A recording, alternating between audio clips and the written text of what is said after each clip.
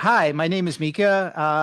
I'm the CEO of XCures, a company that works with cancer patients to help them organize their information and then to identify treatment options to consider with them and their physician. And I'm joined here today by Jessica. Jessica, tell us about you and your story. Hi, thank you for having me on. My Yeah, name is welcome. Jessica. I'm actually a stage 4 cancer survivor. So I had Hodgkin's Wow. lymphoma. Yeah, Hmm. I was actually misdiagnosed for several years, but I was diagnosed in 2016 with Hodgkin's lymphoma, and I've been in remission for 5 years. So how were So it's you been a long. misdiagnosed? What happened? I actually went to probably 10 different physicians, and just it was like one thing after another. Like I had every symptom of lymphoma, but no one could put together all the missing pieces. So it was like the doctors told me I had allergies, I had acid reflux, I was working out too much, just like basically I had everything but cancer. So And so what yeah. was the like what so that's always interesting to me because I hear that where people are misdiagnosed or it takes a long time to actually figure out that it is cancer. Hmm. Are there things you think were obvious, or was it just really hard, like you said, to put it all together? I think for me, I actually work in the medical industry, and people just didn't really take me seriously because I was young. At the time, I was 27. And It's so very young. people just, yeah, I was very young, and people just assumed like I look healthy. So I am healthy, but I was everything but healthy. So I essentially had every single symptom. It's just no one really took my complaints seriously. Got So it. yeah. So tell us a little about Hodgkin's lymphoma, and then what were the treatments, and like how did you?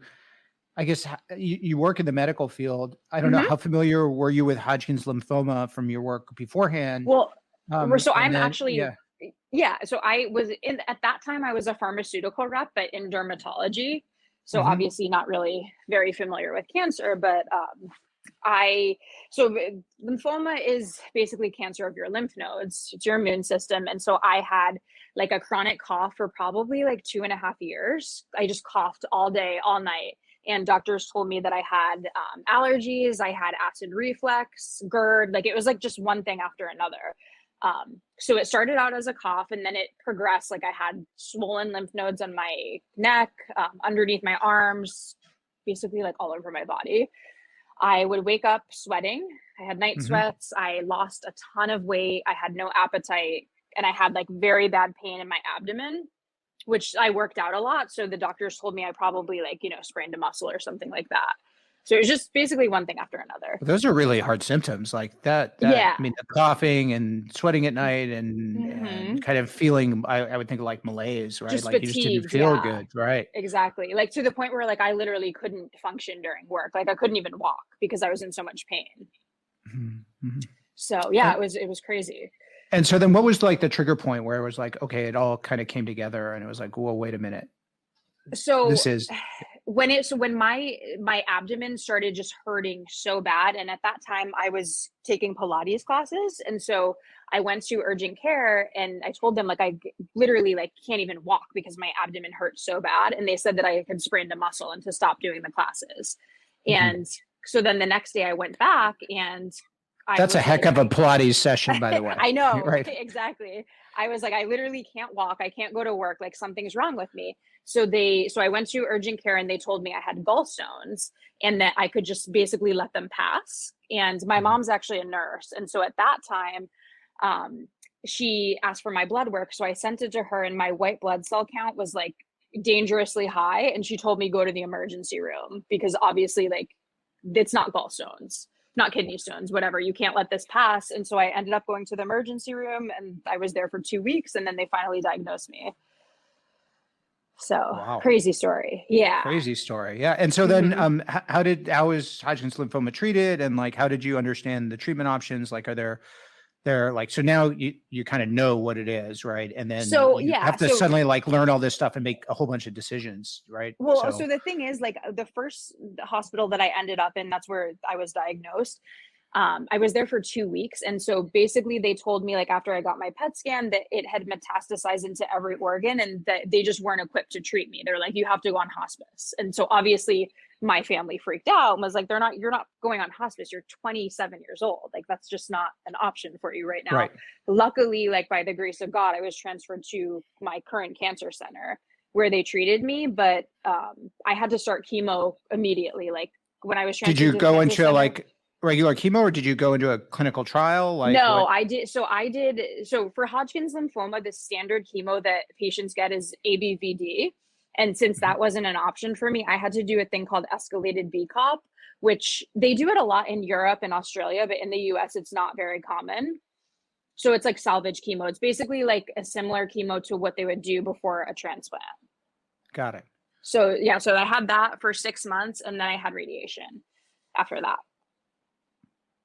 Wow. And so they're basically taking out your immune system, right? Exactly. Is it? Got it. Yes. And then radiation therapy, and then how long did that go on for? Well, actually, so I had 4 cycles of chemo and then it stopped working. So then I Mhm. went for radiation and then I did more chemo after that. Got it. Wow. So it was That's about like quite 8 an months of experience. treatment. And were there other, it sounds like when you were discussing the options and kind of learning about them, it sounds like what you did, I'm just not that familiar with it. You said Mhm. it's something they do in other countries. How did you learn, like, were there, like, thinking about some of the other listeners, right?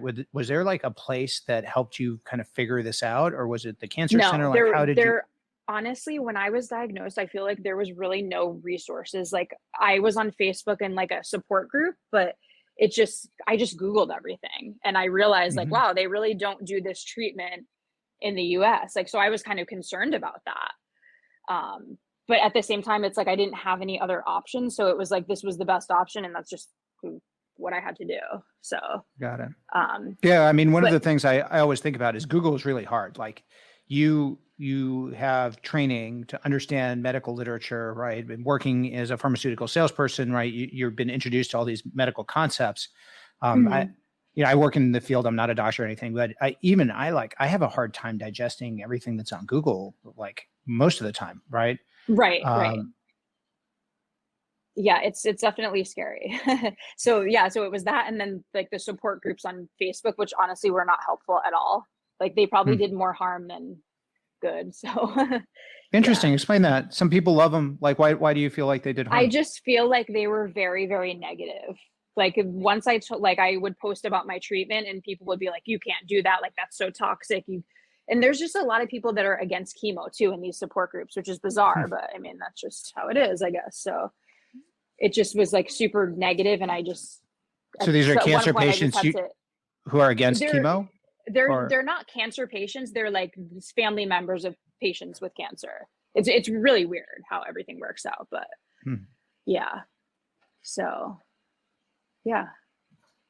Oh, so where are you now in the journey, Jessica? What's going on? So I reached my 5-year mark in August, so I'm considered technically cured. Yes, I love Yeah, that so story. it's That's exciting. I amazing. know. I know. Honestly, I That's never so thought I'd get exciting. here. So yeah.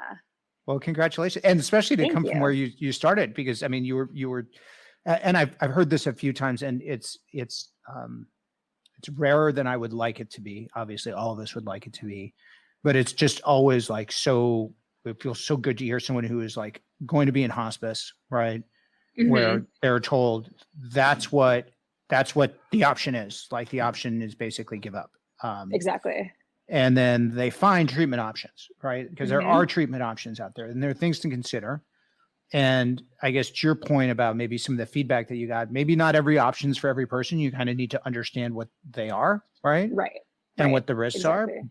But it is possible that one of those things could work for you. And I think the Exactly. only way to know is you have to try it. Like, there's no data, like there's no information in most of this space. Right. Um, Overall. So do you still continue to participate with the cancer center? Or are you part of like a long-term? Yeah. Yeah. So I actually, like, throughout my journey, I started a blog just to document everything, because I found that, like, when I was diagnosed, I didn't know, like, how to handle this situation. Like, I didn't know anyone else who had cancer. So I just felt like I should share my story just to get it out there. And then Hmm. from there, I wrote a book. And now I have a company called Chemo Kits. And so what I do is I make care packages for cancer patients. Awesome. Yeah. So tell me, first of all, well, we covered two things there. I want to kind of step back and highlight. Tell us about your book. What's the book? And so my what's book it is about? it's called Talk Cancer to Me, My Guide to Kicking Cancer's Booty. It's basically like a guidebook to cancer and like how to handle everything, like what you go through, like tips and tricks, things like that. Like what I found helpful during my journey. It's available on Amazon it's available on Amazon and at Barnes and Noble.